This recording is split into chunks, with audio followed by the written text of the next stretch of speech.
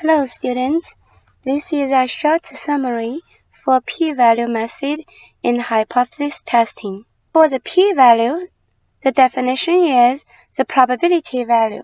That means the area to the right or left of the test statistic.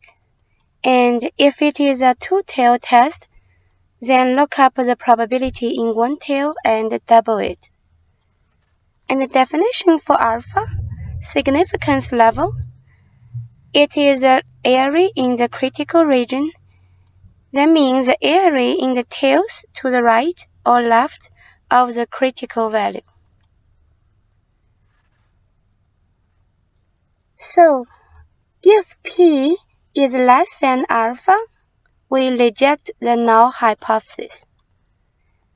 If p is greater than alpha, we will fail to reject the null hypothesis.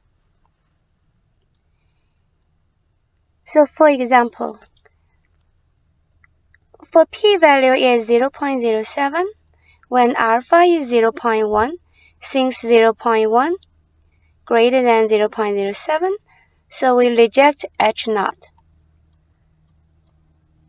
When alpha is 0.05, less than the p-value 0.07, fail to reject H0.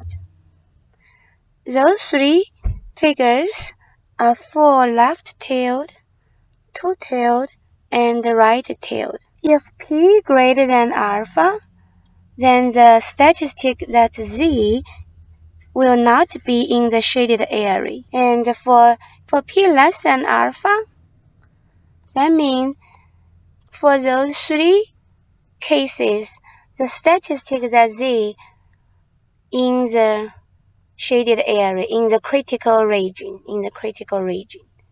That's why we reject the null hypothesis. And this table is a summary too. We make a decision saying reject H0. That means there is sufficient evidence at the alpha level of significance to reject the claim. From the alternative hypothesis, that means there is sufficient evidence to support this alternative hypothesis. This is a useful memory tool. If p is low, the null must go. So low, go. The null means null hypothesis H0.